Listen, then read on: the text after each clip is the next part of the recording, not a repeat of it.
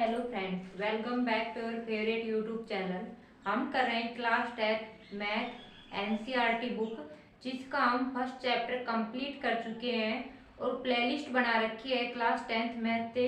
उसमें serial wise लगा रखा है, तो किसी भी बच्चे का अगर चैप्टर फर्स्ट बच रहा है, डाउट है कोई, तो प्लेलिस्ट में जाके सोल्व कर सकते हैं। आज हम स्टार्ट करते हैं चैप्टर सेकेंड, पॉलिनोमियल। इससे प्रीवियस वीडियो में हमने पॉलिनोमियल के बारे में इंट्रोडक्शन में कुछ पार्ट पढ़े थे। पॉलिनोमियल क्या होता है, वेरिएबल एंड कांस्टेंट के बारे में स्टडी किया था, फिर डिग्री ऑफ पॉलिनोमियल पढ़ा था और फिर टाइप ऑफ पॉलिनोमियल स्टडी की थी। देन हमने geometrical meaning of zeros of polynomial. यहाँ तक हम इससे प्रीवियस वीडियो में इंट्रोडक्शन में कंप्लीट स्टडी कर चुके हैं। आज हम स्टार्ट करते हैं इसका इंट्रोडक्शन। आगे इसमें आगे और कौन कौन से टॉपिक यूज हो रहे हैं पोलिनोमियल में, वो हम डिस्कस करेंगे आज। तो क्या करते हैं, जीरोज ऑफ पोलिनोमियल। कोई भी पोलिनोमियल दिया हुआ है, उसकी जीरो कैसे फाइंड आउट करते हैं, उसकी कैसे जीरो फाइंड आउट करते हैं, ये हमें देखना है। तो जीरो कैसे फाइंड आउट करते हैं, हम इधर डेफिनेशन वगैरह नहीं लिखेंगे क्योंकि इतना ज्यादा लिखने की जरूरत नहीं है। हमें कॉन्सेप्ट समझ में आना चाहिए, और कॉन्सेप्ट तब समझ आता है जब हम एग्जाम्पल से किसी चीज को समझाते हैं। तो देखो, ये पॉलिनोमियल हमने ले लिया x-5। ये पॉलिनोमियल है, कितनी डिग्री का है, 1 डिग्री का, क्योंकि वेरिएबल की हाईएस्ट पावर कितनी है, 1। तो ये पॉलिनोमियल 1 डिग्री का हो गया। अब मैं ये पूछूं, इस पॉलिनोमियल की जीरो क्या है। क्लियर हो गया। तो जीरो निकालने के लिए क्या करेंगे, इसको जीरो की इक्वल रख दो। क्लियर। या जीरो की इक्वल नहीं भी रखो तो x की वो मान जो रखने पर इस पॉलिनोमियल की वैल्यू जीरो हो जाए, वो क्या होती है, zero of the polynomial.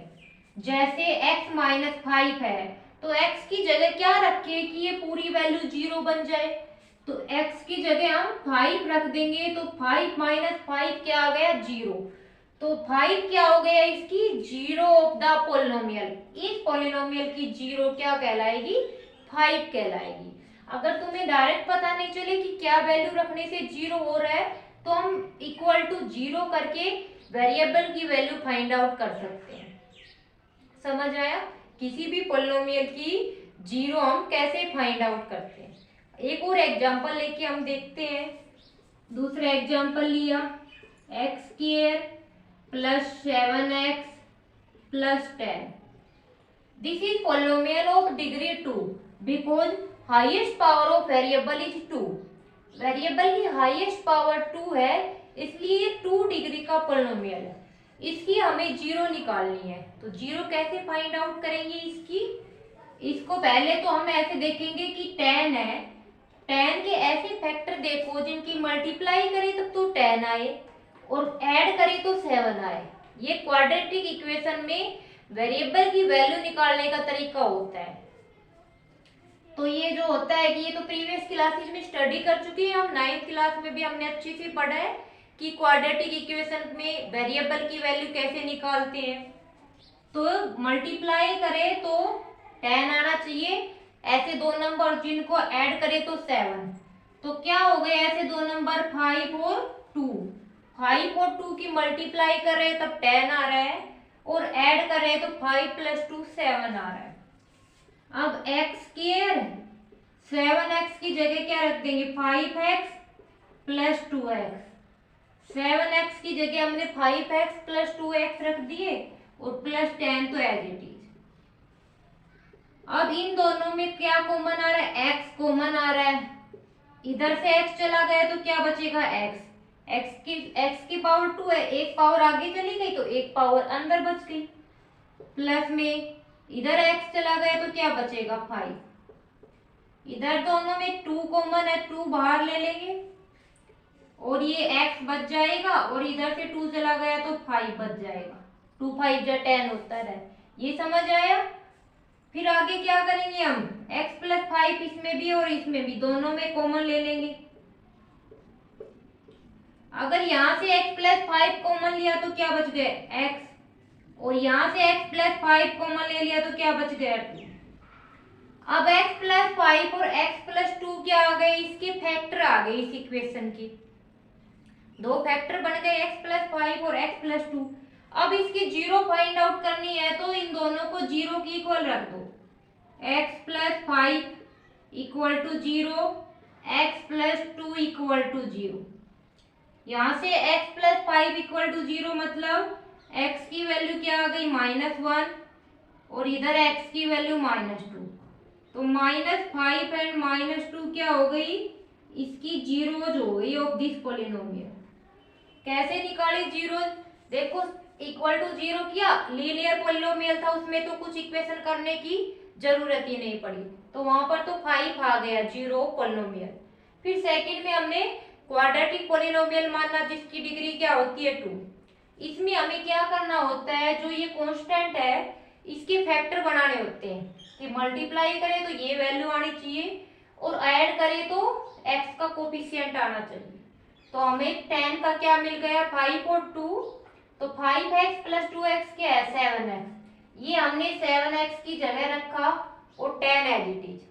First दो में क्या कॉमन आ रहा है x, यहाँ से x लेंगे तो x बच जाएगा, प्लस यहाँ से x ले लिया तो सिर्फ 5 बच गया, प्लस 2। इन दोनों में से पीछे वालों में से क्या कॉमन आ रहा है, 2 कॉमन आ रहा है, तो इधर x बच गया और इधर 5 बच गया।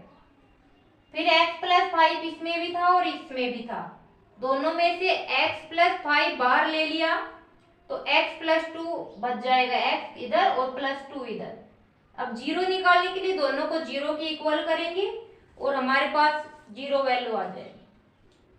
अब हमें इससे बात पता होना चाहिए जीरो एंड फैक्टर में क्या रिलेशन है, जीरो एंड फैक्टर, जीरो और फैक्टर्स में क्या रिलेशन है। Let us suppose that x is equal to 5, x 5 zero है, मतलब कि पूछे कि इसमें जीरो क्या है, तो 5 जीरो की वैल्यू क्या है, ये 5। अब x जीरो की वैल्यू 5 आ गई, अब इसमें फैक्टर पूछे तो क्या करेंगे, इसको इधर ले आओ x माइनस 5, ये इसका पोलिनोमियल का फैक्टर हो जाएगा। जिस पोलिनोमियल की जीरो 5 है, मतलब 5 रखने पर पोलिनोमियल की वैल्यू जीरो बन रही है, तो जीरोज की वैल्यू क्या आ गई 5। तो अगर उसी का फैक्टर पूछे तो इस 5 को इधर ले आएंगे तो x माइनस 5 फैक्टर हो गए। दूसरा एग्जांपल लेते हैं, अगर x इज इक्वल टू -2 जीरो है किसी पोलिनोमियल की और इस पोलिनोमियल का फैक्टर पूछे तो इस 2 को इधर लेके आएंगे तो माइनस का है तो प्लस, तो ये उसका फैक्टर हो जाएगा। तो ये एक थोड़ा सा व्यू बताया है कि रिलेशन फैक्टर और जीरोज में क्या रिलेशन होता है। अब जीरो निकालना आ गया किसी भी पोलिनोमियल का, अच्छे से क्लियर हो गया कि जीरो हम कैसे निकालते हैं।